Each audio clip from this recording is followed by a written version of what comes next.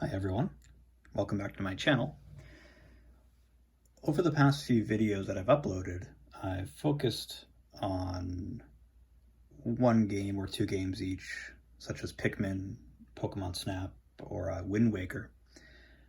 But in this series, I'd like to go over a few games that I've picked up, whether it's at the store or online. And this particular batch of games I picked up at a store called Hard Off.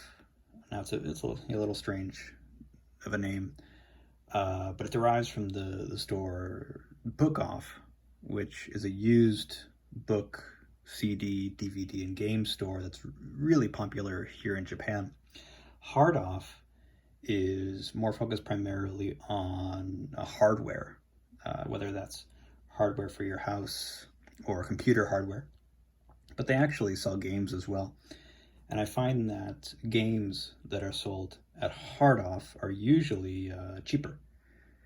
And the reason I think that is because Hard Off is typically in what we call the inaka in Japan, and that's the countryside. Book offs are usually, or what I've found, is they're usually in places like Shibuya, Akihabara, places in Tokyo or other big cities that are, expensive. Hard Off is on the cheaper side.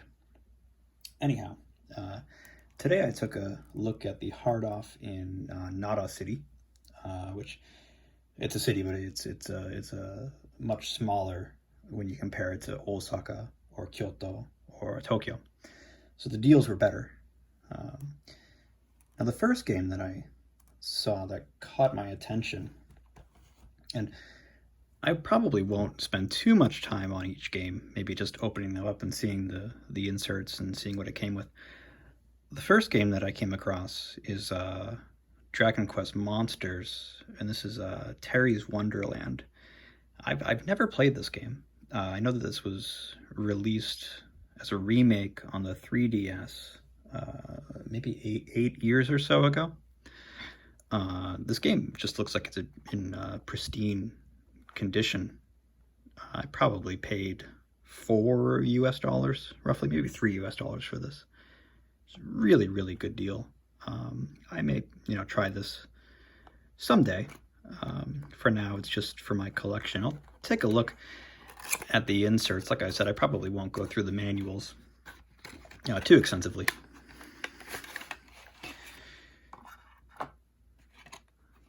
Like I said in my past videos, these used games are usually in pretty decent, if not like new condition.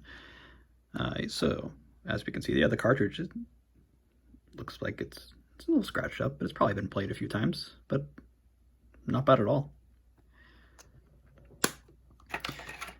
And the inserts, they usually include these registration forms.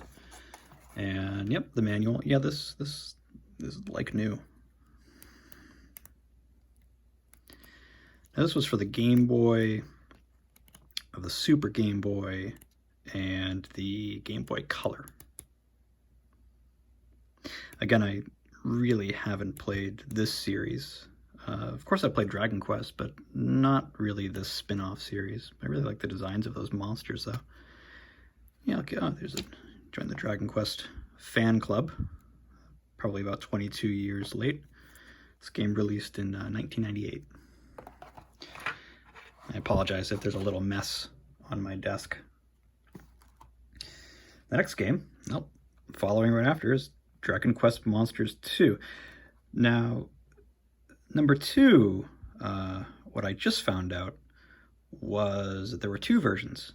I guess they were following the Pokemon red and blue and green train and yellow.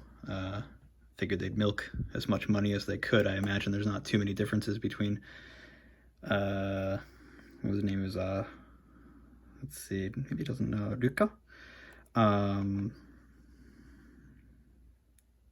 I would imagine there's not so many differences between the two versions. Again, this is like new, or pretty close. Again, it was about $3 for this. Take a look inside.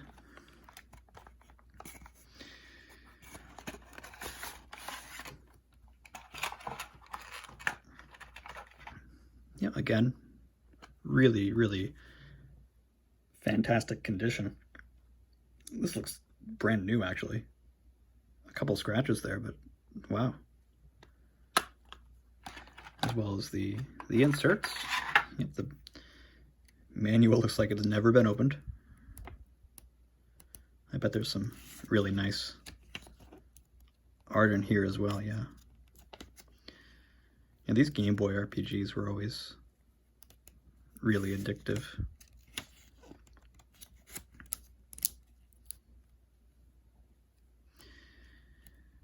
I don't believe this particular game was released on the 3DS, but I'm fairly positive that there was a PlayStation 1 compilation with both of these games. Here's a wow. Okay, there's a game for the not smartphone. This is a game for I guess a dumb phone, what you'd call it, 300 yen. And this was by Enix. This was put out by Enix in 2001. Oh, here's a Dragon Quest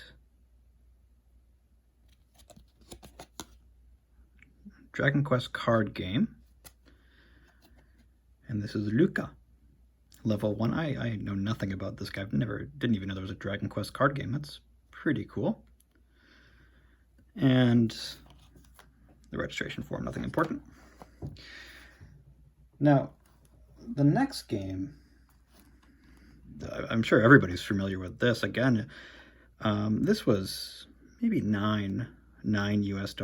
If you were to find this in a store in Tokyo, this would probably set you back 40 or 50 US dollars, just because it's a bit of a tourist trap, and they know that people are looking for really popular games like this. But no, in Nara, this was really, really inexpensive.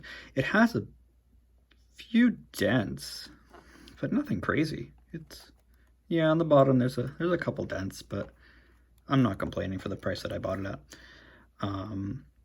Of course, as a kid, I owned Pokemon Blue and Yellow. Obviously, Pokemon Red and Green versions in Japan were older. These came out in 1995, whereas I believe the American versions came out a few years later with improved features and such. So let's see. Looks like it's in great condition as well. Yeah, wow, that's really, I don't know why I'm so surprised, but great condition. Let's see what else it came with. Here's the manual. The old Pokemon art it's a bit of a watercolor look. Really, really nice, really nostalgic. I'm not a huge fan of the newer art that's used.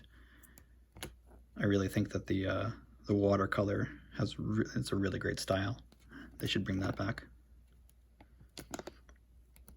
I'm sure we've all seen this a million times. Here's the 8 gym leaders. Let's see, there's Takeshi, Kasumi, Mattis, I think his name would be in English, Mattis. I think in Lieutenant Surge, but he was the American sergeant, so they named him after Mattis, I think, Machisu. Erika. Anyway.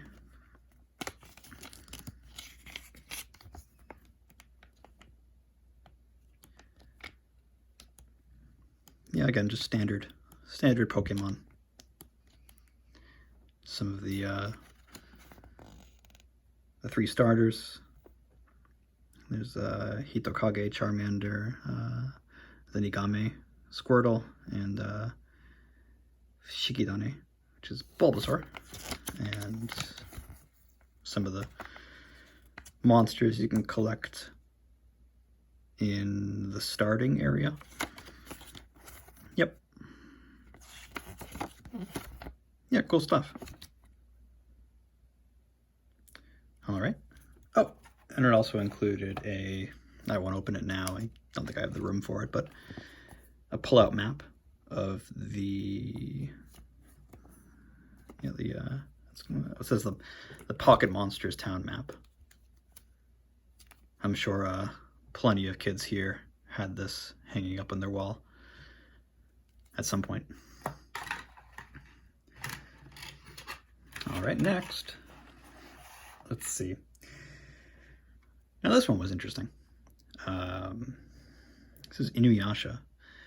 As a high school student, I really enjoyed this anime. I know it was more catered toward the female audience, I believe, but yeah, I really enjoyed this show. Let's see, I should remember most of the characters' names. Maybe not.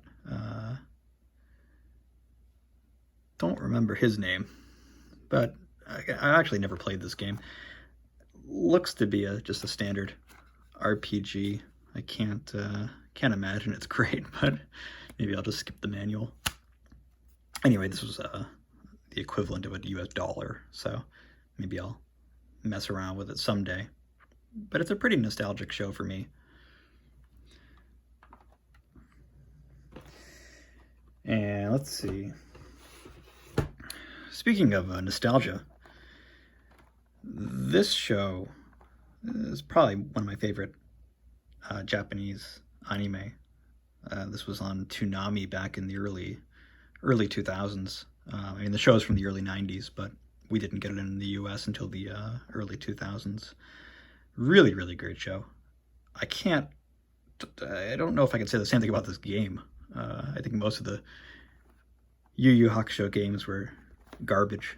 I think there was one or two that people enjoyed. Now this, I don't think this was the price. God forbid you pay 8,000 yen for this game. Again, this was the equivalent of $1, but 100 yen I paid for this. Now I won't open this because there's no manual. It's stated on the box when I purchased it that there's unfortunately no manual, but again, for the equivalent of $1, it's hard to complain. And the last game for today is Star Fox for the Super Famicom. So I'm gonna move these out of the way. Now, I played this on the Super Nintendo Classic Mini. I've never played the first one prior. Of course, as a kid, I owned Star Fox 64, which is a remake, I think, but I've never actually played this particular version. You have to appreciate these characters. Yikes. Let's see. I mean, I'm sure some people like this style, but it's not for me. Yep. Ooh. Of course, we've got Fox Micraudo, Falco Rambarde, Peppy Hare, and Sleepy Todo. It sounds a little strange when you're reading them in Japanese, but of course we all know the characters if you've played the game. And I know this game was well known for the Super FX chip. Now, I don't know what's inside of here. I didn't say anything about not having the manual. To be honest, I don't know if I'd care so much if it didn't. Oh, it does. Okay. Let's take a look. I would imagine... Oh, it seems like there's a couple inserts. We'll start with the game itself. Okay, looks like it's in good condition. This was about $5 US, I think. Let's see what else it came with. Oh, of course, the manual. Good condition. Something inside of there. Oh, okay. Well, I really haven't opened a lot of Super Famicom boxes at all, so I wasn't really aware that there was separate inserts for control schemes. That's interesting. I wonder if other games have that. As a kid, I grew up with the Sega Genesis, so Super Famicom is not something I'm really that well familiar with. Well, there's Andros and Fox. I don't know if this game really holds up well. It's probably not fair for me to judge, seeing as how I've played this, 25 years after it came out. Well, this design's nice. I like that. Okay, standard. There they are. Good luck. Yeah. All right. Cool. And let's see. Okay. Standard inserts, nothing special. Well, that concludes really big mess on my desk, I just noticed. Well, that concludes the first episode of Retro Finds. I hope you enjoyed this. Depending on how things go over the next few months, I may try to turn this into a monthly feature, maybe bi-weekly. We'll see. It depends on how much money it costs, but let me know if you enjoyed this, if you'd like to see more of this, and again, I always say, if you liked it, feel free to subscribe. If you didn't, that's okay too. Thank you very much.